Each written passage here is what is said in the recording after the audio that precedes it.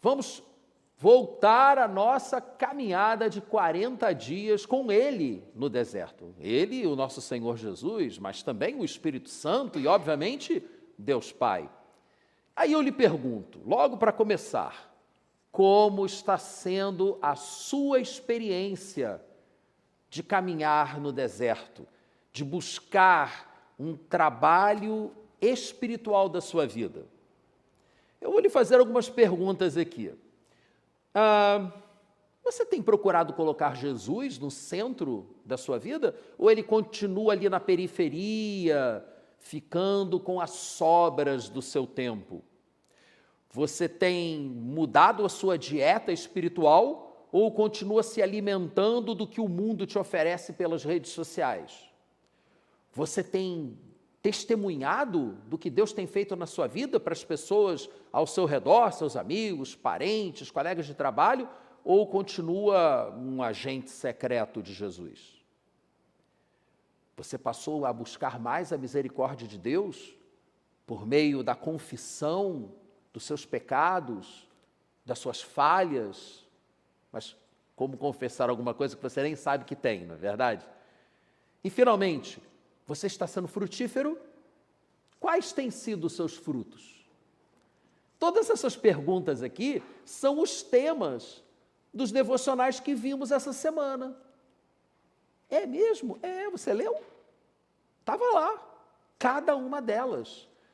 E para a próxima semana, hoje ainda, ao final da noite, será enviado o devocional de amanhã. E eu nem sei qual é o tema ainda, porque eu não tive tempo de olhar esse negócio. Mas assim que chegar em casa, vou lá, vou me debruçar nesse devocional para mandar para você. Leia o devocional, leia o texto bíblico, medite nas palavras do Senhor, porque isso são exercícios espirituais, porque nós queremos crescer espiritualmente. Quando os atletas estão se preparando para uma competição, muitas vezes eles se concentram num local específico, até saem do contato com as suas famílias para poder se dedicar à preparação para aquela competição. Nós estamos utilizando esse período, que é o chamado período da Quaresma, os 40 dias antes da Semana Santa, da quarta-feira de cinzas até o domingo de Ramos, como a nossa concentração espiritual, para a realização de exercícios espirituais que visam o nosso crescimento. E o nosso objetivo? Por que a gente está se preparando tanto? Qual é a competição? É transformar uma religião vazia, uma religião infrutífera, uma religião insatisfatória, que não faz a menor diferença na nossa vida, na vida dos outros, na verdadeira adoração que agrada ao Pai. Como disse Jesus para a mulher samaritana, lá em João capítulo 4, à beira do poço, o Pai procura adoradores que o adorem em espírito e em verdade. Verdadeira adoração. Esse é o nosso objetivo. Mas que religião morta é essa? Do que eu estou falando aqui? Eu vou dar um exemplo para vocês na vida dos israelitas. Paulo nos disse que aquilo que aconteceu com os israelitas no deserto, o povo escolhido de Deus, serve como exemplo para nós. É uma identificação. Aquilo que aconteceu com eles pode acontecer conosco. Não tenha dúvida disso. Não, se eu estivesse lá, eu não faria isso. Será? Vou dar um exemplo bem prático para vocês. Aliás, isso está também num dos devocionais. Gente, as 10 pragas. Pensa nas 10 pragas. Todo mundo já viu o filme de Moisés. Todo mundo já viu. Todo mundo já viu as 10 pragas. Todo mundo já viu a passagem do Mar Vermelho, as águas se abrindo, o pessoal passando pelo meio, depois as águas se fechando em cima dos egípcios. Quem é que não viu isso? Imagine-se passando pelo meio das águas. Aí você chega do outro lado, 2 dias depois começa a sentir sede. E aí você esquece tudo o que aconteceu e começa a reclamar. E começa a murmurar. E começa a questionar Moisés. Por que Moisés levou você para o deserto? Então você estava tão bem lá como escravo. Levou você para o deserto para quê? Para morrer de sede? Gente, os caras tinham acabado de passar pelo Mar Vermelho, não tinha nem 2 semanas. Aí você diz assim, se fosse comigo seria diferente. Será? Essa semana o Tissai aqui comentou, né? Foi a semana de pagar o aluguel. Aí a gente entrou a semana faltando a metade do valor do aluguel. E agora? O que vai ser? E aí fiz o tal do devocional e como se fosse um tapa na cara. Porque eu senti que era exatamente para mim aquilo. Se no mês passado Deus não nos deu o livramento, por que não haveria de dar o livramento agora? Era só ter fé e esperar no Senhor. E foi o que aconteceu, e o livramento chegou, da mesma forma que chegou no mês passado, da mesma forma que chegará em abril. Nós precisamos aprender com as nossas próprias experiências, ou então ficaremos o tempo inteiro patinando, atolados na nossa própria incredulidade. E justamente porque aquele povo que foi tirado do Egito com sinais e maravilhas, foi purgado no deserto por 40 anos, mas depois entrou com poder, com força, dominou Canaã. Tempos depois, já estava se afastando do Senhor de novo.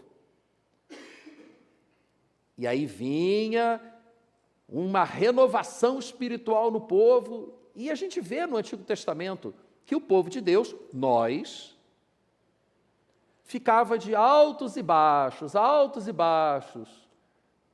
Deus livrava, o povo se rejubilava, o povo se esquecia de Deus, Deus permitia que os inimigos prevalecessem sobre o povo chorava, reclamava, Deus ia lá e dava o livramento de novo. Gente, é a história do povo, é a sua história, é a minha história. Só que para essa história, eu vou mostrar para vocês um alerta. Um alerta dado pelo profeta Malaquias. Então, abra sua Bíblia em Malaquias, capítulo 3. Um alerta de Deus para esse povo inconstante que somos nós. Esse alerta não foi só para os israelitas 400 anos antes de Cristo, não. Foi para nós também. E vale para nós hoje.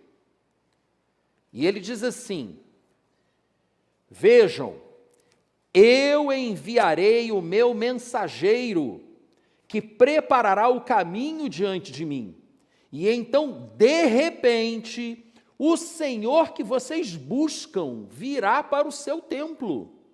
O mensageiro da aliança, aquele que vocês desejam, virá, diz o Senhor dos Exércitos. Mas quem suportará o dia da sua vinda? Muitos de nós, diante de tudo que está acontecendo nesse mundo, ficamos dizendo assim: vem, Senhor, Maranata, vem, Senhor. E as pessoas que são do mundo, né, ficam dizendo assim: vem logo, meteoro, acaba logo com isso tudo. A gente fica desejando que o Senhor venha. A gente fica pedindo que o Senhor encha o templo com a sua presença, encha a nossa vida com a sua presença, mas Deus, através de Malaquias, diz para a gente o seguinte: olha, esse Senhor que vocês estão buscando para encher o templo de vocês, ele virá, mas quem o suportará? Quem vai aguentar quando ele vier? Vocês estão pedindo, vocês não sabem o que vocês estão pedindo não, hein? Cuidado, muito cuidado. Quem ficará de pé quando ele aparecer? Porque ele será como o fogo do ourives e como o sabão do lavadeiro. Ele se sentará como um refinador, um purificador da prata, Ele purificará os levitas e os refinará como ouro e prata. Assim trarão ao Senhor ofertas com justiça. Então as ofertas de Judá e de Jerusalém serão agradáveis ao Senhor, como nos dias passados, como nos tempos antigos. Versículo 5: eu virei a vocês trazendo juízo. Sem demora vou testemunhar contra os feiticeiros, os adúlteros, contra os que juram falsamente e contra aqueles que exploram os trabalhadores em seus salários, que oprimem os órfãos e as viúvas e privam os estrangeiros dos seus direitos, aqueles que não têm respeito por mim, diz o Senhor dos Exércitos.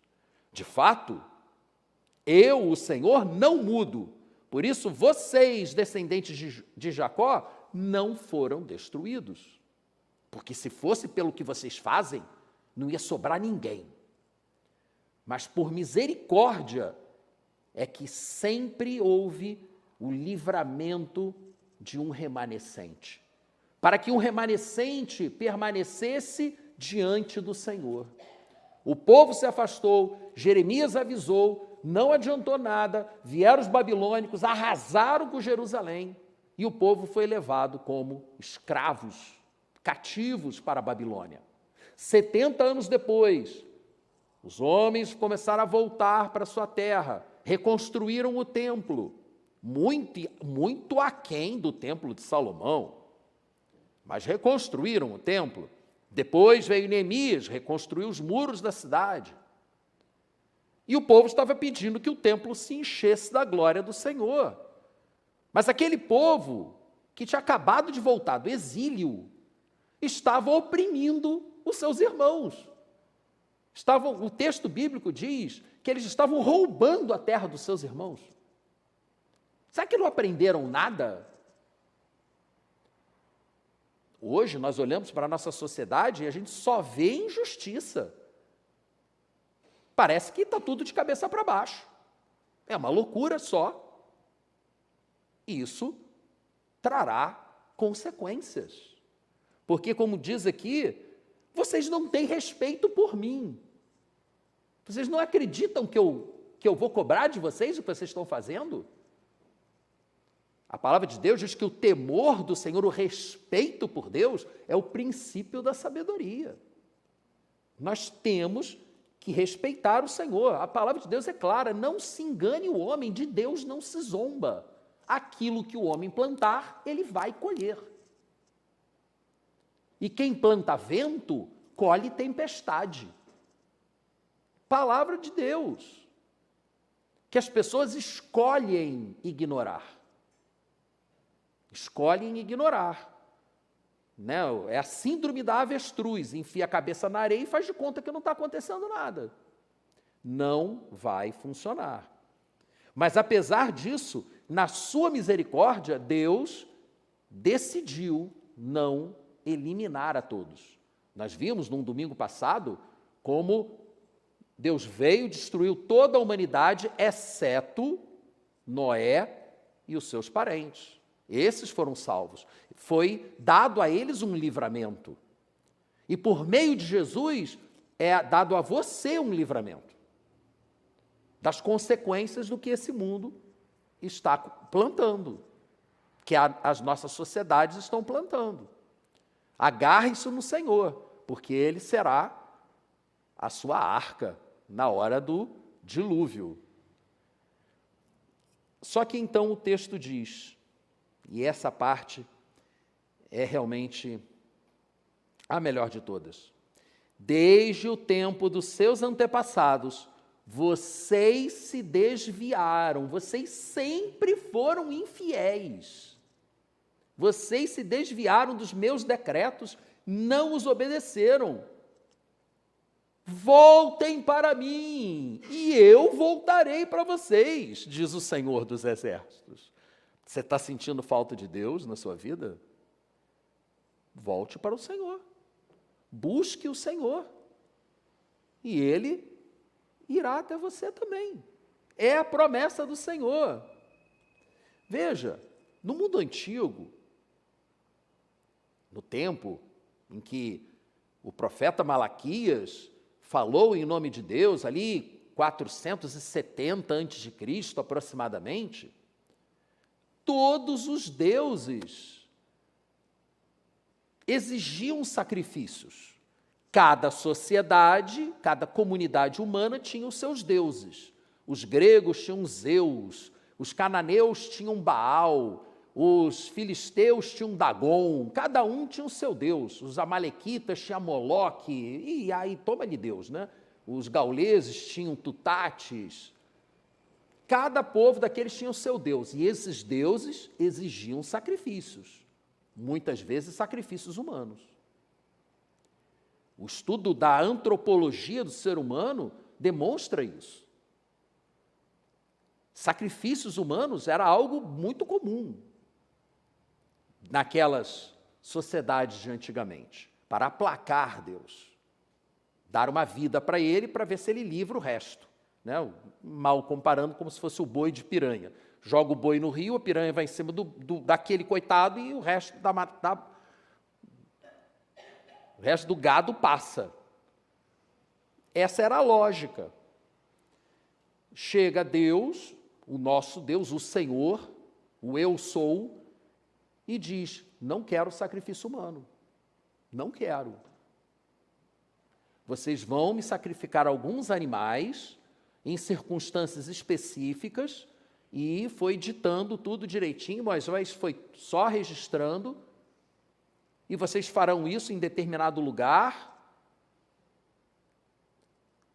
e daí a necessidade de se construir um templo, onde esses sacrifícios fossem feitos diante do Senhor, uma forma mais permanente do que o tabernáculo, que foi a forma inicial de localização geográfica desse espaço onde haveria essa troca com Deus. Mas só que o nosso Deus, o eu sou, ele foi muito além de alguns sacrifícios de animais, ou até mesmo sacrifícios humanos, né? Não. O nosso Deus, ele nos quer totalmente. No caso lá dos israelitas, na lei de Moisés, tudo foi regulado. Zelo e dedicação total. Controle de todos os aspectos da vida. Relacionamentos interpessoais, alimentação, família, até a sexualidade das pessoas era controlada pelo sistema legal inspirado por Deus a Moisés. Os 10 mandamentos são uma espécie de resumo do que se pretendia obter com aquele conjunto de leis, de códigos, de recomendações que foram ditadas a Moisés. E sempre que algum daqueles mandamentos era quebrado, algum sacrifício tinha que ser feito. Esse era o acordo, o pacto feito por Deus com o seu povo lá no Sinai. E como nós já vimos aqui, o povo quebrava o pacto, e Deus vinha e perdoava e livrava. Só que o templo acabou sendo destruído novamente. E Deus decidiu que não iria mais habitar em templos feitos por mãos humanas. Ele decidiu que iria habitar na sua vida. Olha que coisa louca! Você ser o santuário de Deus, você ser o tabernáculo de Deus. Já parou para pensar nisso? Pô, Leonardo, você viajou agora. Não, eu não, foi Pedro.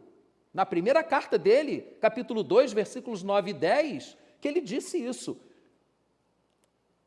Povo de propriedade exclusiva de Deus. Povo de propriedade exclusiva de Deus. E a verdadeira adoração, portanto, que Deus busca de nós, é que nós nos dediquemos integralmente para Ele. Nós precisamos nos dedicar ao Senhor. E aí eu lhe pergunto, como está a sua relação com Deus? Como está a sua relação com Deus? A sua relação é superficial, é vazia, é infrutífera, é insatisfatória?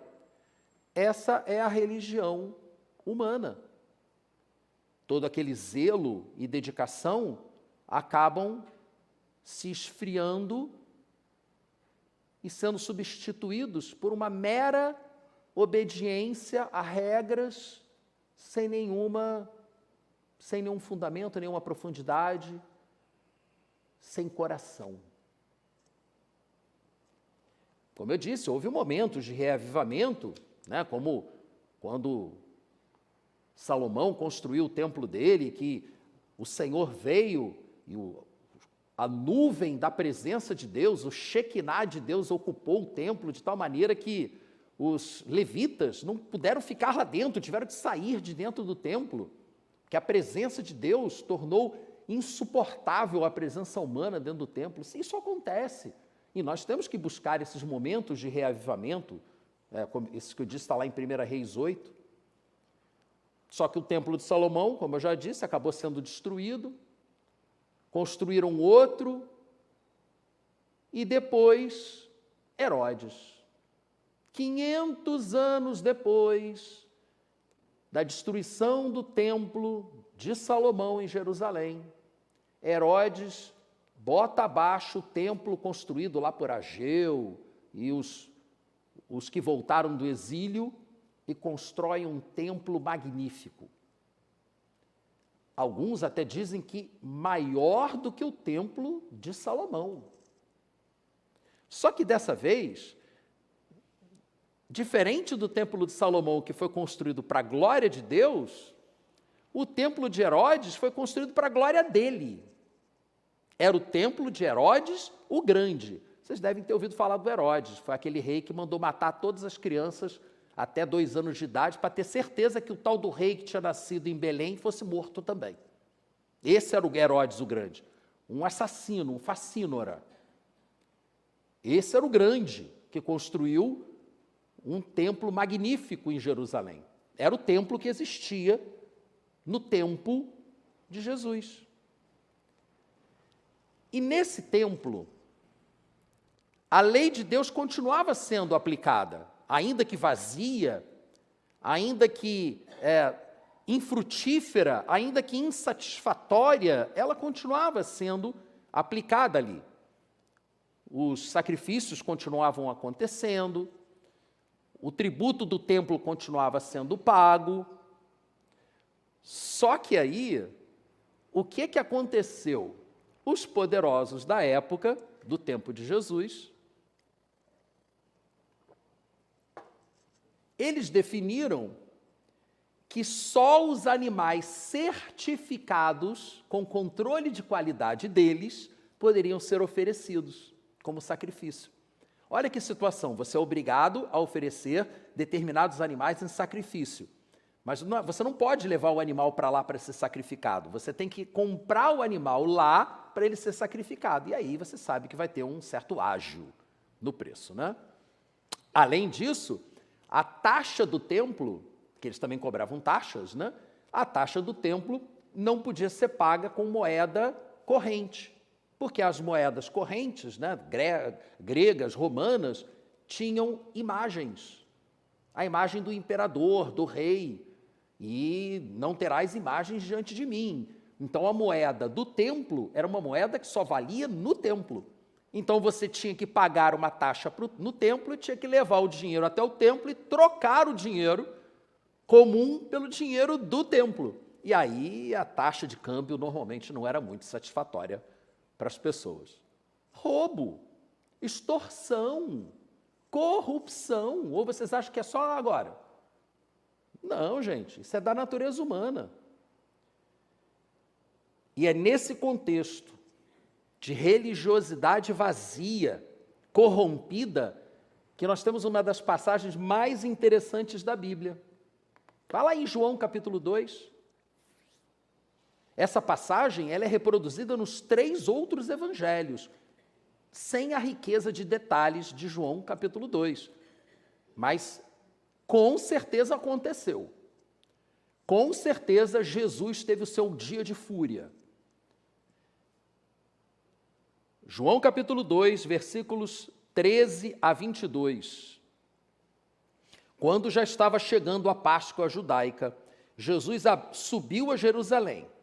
No pátio do templo, viu alguns vendendo bois, ovelhas e pombas, e outros assentados diante de mesas, trocando dinheiro. Então ele fez um chicote de cordas, um azorrague. Você sabe o que é um azorrague? Era um chicote de 3 fios, 3 cordões, com pedacinhos de ossos ou pedaços de chumbo na ponta.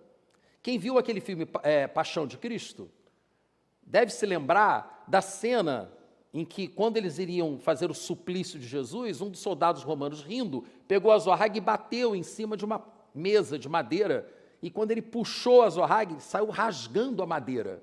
Imagina o que aquilo fazia quando batia na pele de alguém, né? Se rasgava a madeira, imagina o que vai fazer com tecido humano.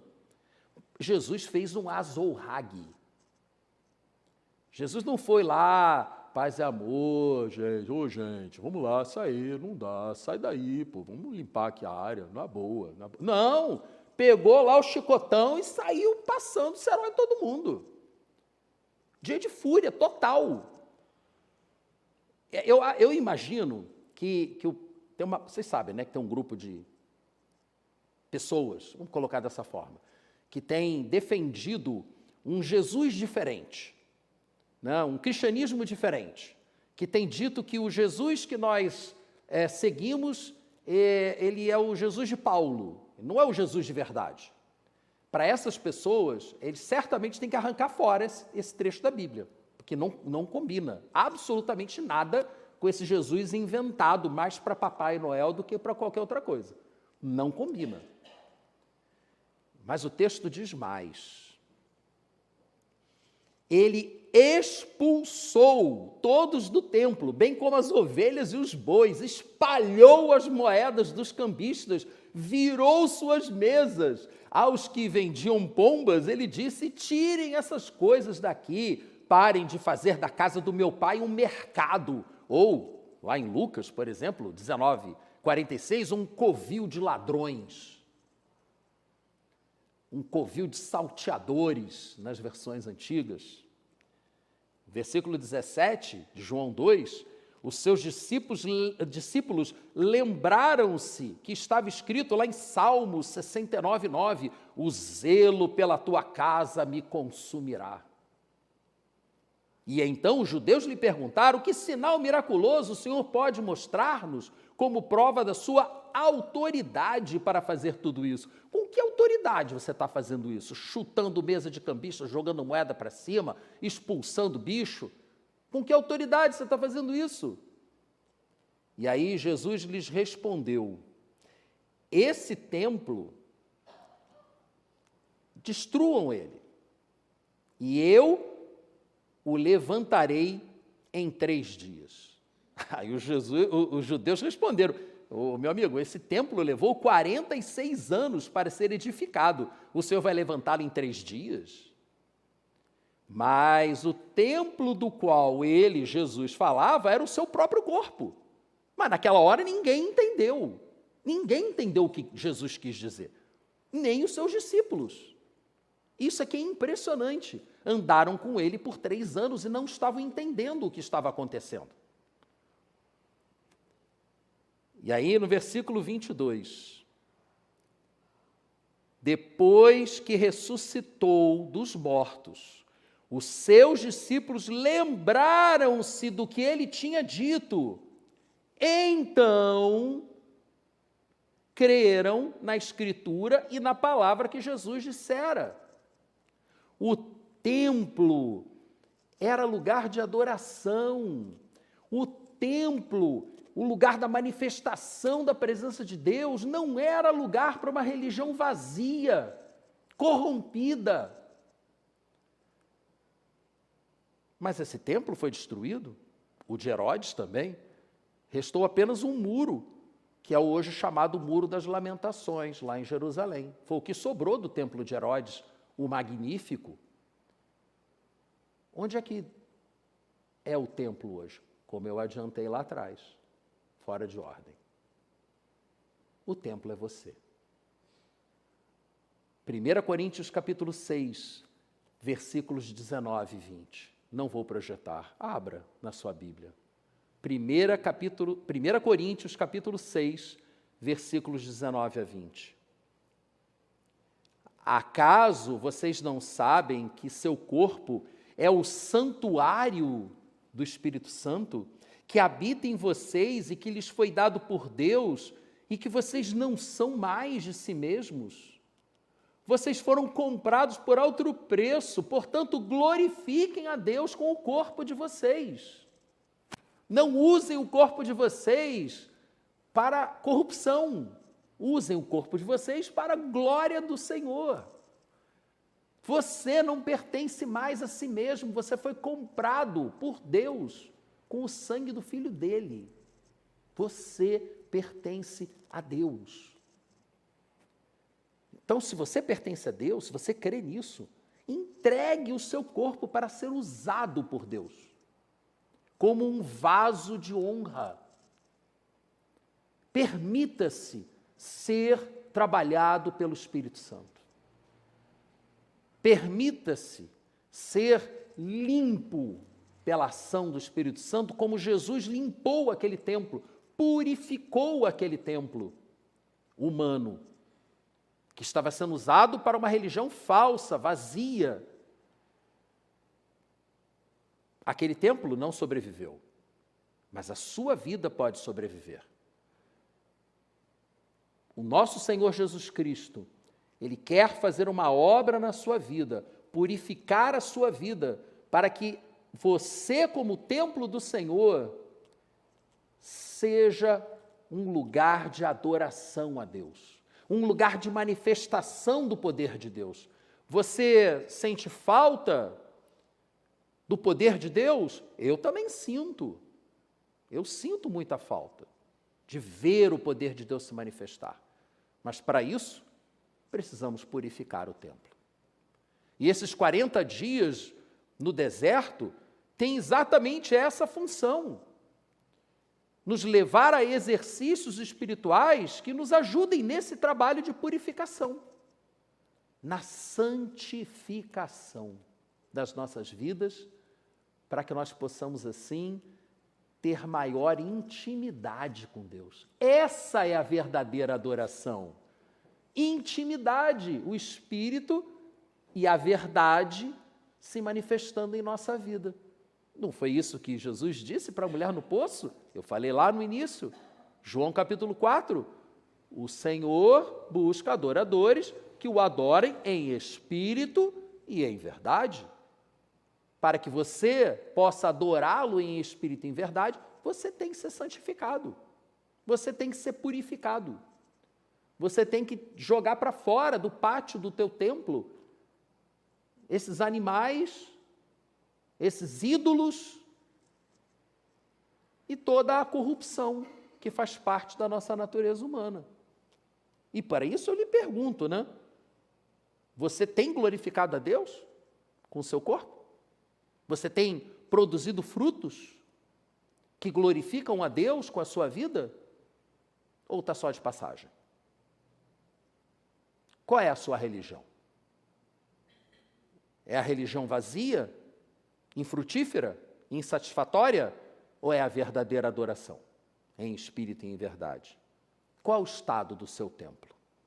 Você está precisando de purificação?